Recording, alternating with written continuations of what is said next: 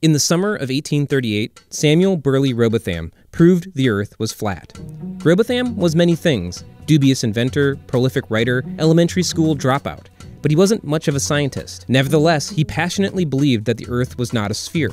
According to Robotham, our world was a bounded plane, with the moon, the sun, and all the planets and stars suspended just a few hundred miles above its surface. While most of his evidence was rhetorical in nature, and therefore mostly BS, Robotham eventually devised an experiment that could prove his flat Earth beliefs. This came to be known as the Bedford Level experiment.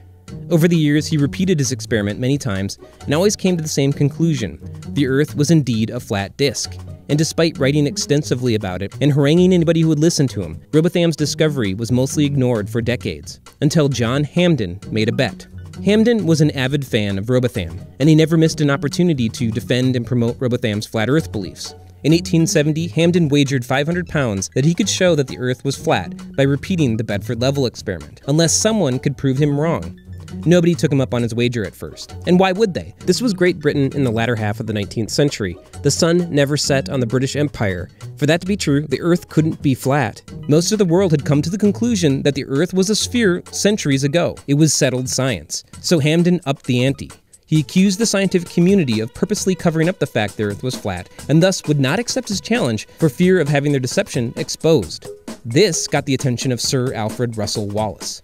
Wallace was the other guy who discovered evolution, so he was no intellectual slouch. He also happened to be a professional land surveyor, of which Robotham and Hampden were not. Plus, Wallace was in deep financial trouble. A series of bad investments had left him on the verge of insolvency. Hampden's bet seemed like an easy way to defend centuries of scientific thought and make a quick £500 to boot. So, against his better judgment, Wallace took up the challenge and conducted Robotham's flat Earth experiment, and proved the Earth was actually a sphere. Although that didn't really matter in the end, but I'll get to that in a moment. First off, this was Robotham's experiment. There is a long stretch of the Old Bedford River in Cambridge County, England, that is so straight and level that it earned the moniker the Bedford Level, hence Bedford Level experiment. The geography around the Bedford Level is so flat, one could set up a telescope and conceivably watch a flag attached to the mast of a boat as it drifted downriver until it sank over the curve of the Earth. But that's not what Robotham observed. He could still see the flag from many miles beyond what should have been possible if the Earth were truly curved. But the experiment was flawed.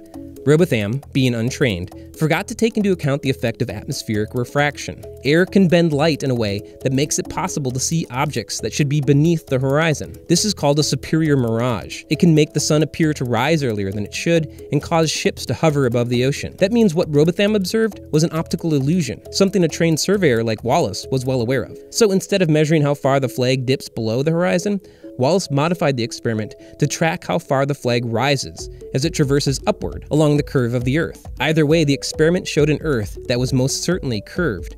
This should have been the end of Robotham's belief, but that's not what happened. Although an observer ruled in Wallace's favor, Hampden disputed the claim, going as far as publishing pamphlets disparaging Wallace as a swindler and a cheat. Hampden even penned a letter to Wallace's wife, threatening to beat her husband to death.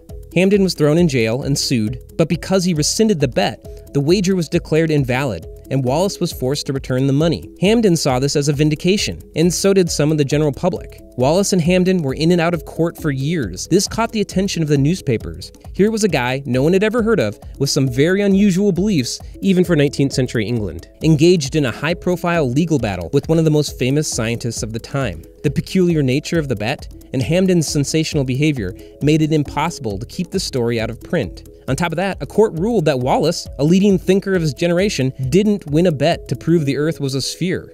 Even after 2 lawsuits and 4 prosecutions for libel, Hampden never backed down. He championed himself a truth seeker, challenging a corrupt and fraudulent scientific establishment. Thanks to heavy media coverage and his ceaseless self-promotion, some began to see Hampden that way. Soon interest grew in Robotham's long-forgotten writings, inspiring clubs of like-minded flat earthers. People replicated his flawed experiment, and photographic evidence of the supposed proof was widely distributed. It didn't matter that Wallace had debunked Robotham's belief. An otherwise obscure and unknown writer was given a platform and an audience. The fact is, sometimes facts aren't enough. This is as true today as it was back in 1870, probably more so.